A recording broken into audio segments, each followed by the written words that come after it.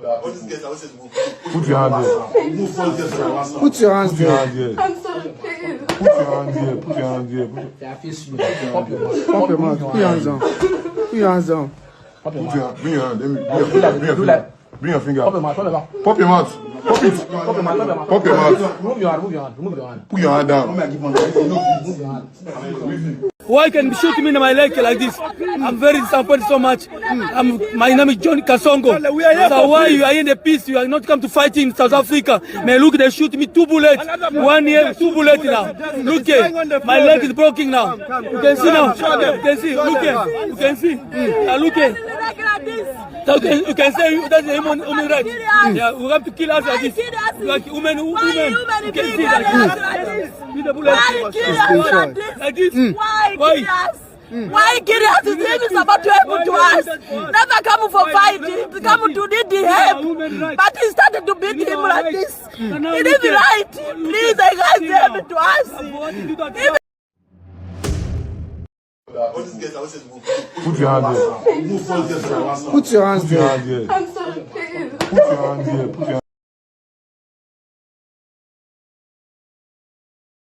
Yo, mambo vipi wadau wetu wa Global Vibes TV, naitwa Jacob na Nyel Pascal ndani ya Global Vibes TV. Leo hii mpenzi mtazamaji, tuko katika kuangazia hali na sintofahamu zinazoendelea huko nchini South Africa, ambako watu wengi wa taifa nyingine za Afrika ambako wanatoka sehemu tofauti katika nchi za Afrika bado waendelea kunyanyasika, huku serikali ya Ghana imeweza kuwaitisha wakaji wake ambao wanaoishi maeneo hayo, kwa wale ambao wanaotamani kurudi makwao kwa hiari wapate kuondoka maeneo hayo, kama vile gisi Nigeria nayo imeweza kuitisha wakaji wake ambao wanaopatikana katika jimbo tofauti za South Africa wapate kurejea majumbani kwa hiari.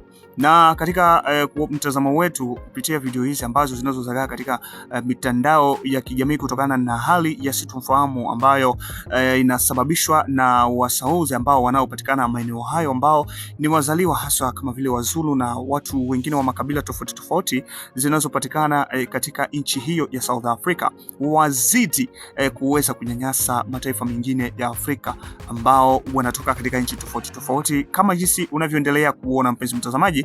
Akina watu wawili ambao wanatoka katika Jamhuri ya Kidemokrasia ya Kongo, akiwemo dada mmoja na kijana ambao wameweza kuumizwa kwenye paja zao, mwingine kuvunjwa mguu na mwingine kuweza kutobolewa kwenye paja la dada huyo ambaye ni Mkongomani wa asilia ambaye anayepatikana katika maeneo ya South Africa, huku kiongozi mwingine ambaye ni Mkongomani aitwaye kwa jina la Kongolo ameweza aitwaye kwa jina la Kasongo ameweza kuongea mengi katika lugha ya Kiingereza, huku akiomba wapate kuwa na amani katika nchi hiyo ya South Africa, na akisema kwa kwamba amepigwa vilivyo vikali kutokana na hali ya xenophobia inayozidi kuendelea katika maeneo hayo. Na baadhi ya wadada wengine ambao wamepatikana katika nchi hiyo ambao ni wa nje kabisa ya South Africa wameweza kushambuliwa vikali, kupigwa makofi, wengine kuumizwa kabisa. Hiyo ndio hali ya sintofahamu inayoendelea katika nchi hiyo ya South Africa, huku watu wengi wakisimama na kuongea katika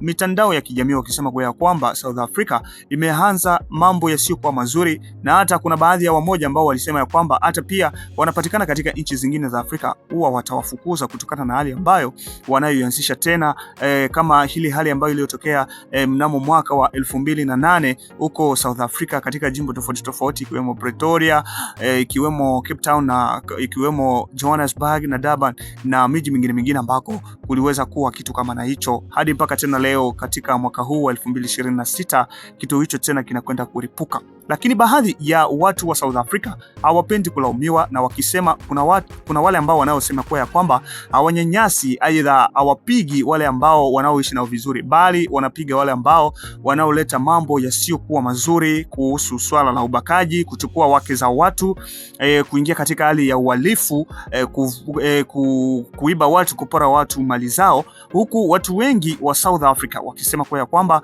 hawa wageni ambao wanaoingia haswa ambao hawana vitambulisho kamili vya kuingia katika nchi hiyo ndio wanaosababisha mambo yote hayo na kukasirisha raia wenye hasira kali ambao wanaopatikana katika nchi ya South Africa. Ndivyo ambavyo wameweza kuviongelea katika vyombo vya habari tofauti wakisema kwa ya kwamba hawafanyi haya kwa sababu ya ubaguzi, bali wanafanya haya kwa sababu wamechoshwa na hali za wageni ambao wanaoingia pasina vitambulisho. Uhalifu umekuwa mwingi, watu wanabakwa, wengine wanaporwa mali zao, wengine kukabwa njiani, vitu kama na hivyo ndivyo ambavyo watu wengi huwa wanaongelea. Na wengine wa South Africa wamesema kwa ya kwamba baadhi ya wageni ambao wanaotoka nchi za kigeni za Afrika na kuingia katika nchi hiyo ya South Africa wameweza kusema kwa ya kwamba wamekuja kuchukua sehemu zao za kazi ambazo walikuwa wakizifanya, huku serikali ikiendelea kuweza kuweka watu mbadala ya raia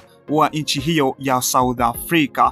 Ndicho ambacho kinachoendelea huko, mpenzi mtazamaji, na kama ni mara yako ya kwanza kuweza kutembelea channel yetu ya Global Vibes TV, naomba upate kubonyeza alama ya subscribe, kisha utagonga kidude hicho cha kengele hapo kwa ajili ya kupata video zetu nyingi zaidi, na pia usikose kucomment, kushare na kulike. Mpenzi mtazamaji, upate kuweka maoni yako na comment zako hapo mahali. Na kitu kingine bwana, ambacho watu wengi wanazidi kupanda katika mitandao ya kijamii kuongelea mambo mengi kuhusiana na swala hilo, wanasema kwa kwamba wa South Africa sio tu wanafukuza wa Afrika kwa sababu wanasema kwa kwamba kwa nini wanafukuza watu weusi wanashindwa kufukuza wazungu, na wakati wazungu nao ni waanzilishi wa mambo mengine mengi, hususan kama vile uhalifu na mambo mengine kadha wa kadha, lakini wao wana ubaguzi wao kwa wao, rangi moja nyeusi, ila tena wanawafukuza ndugu zao, wanaacha wenye rangi nyeupe ambao sio asilia ya Afrika.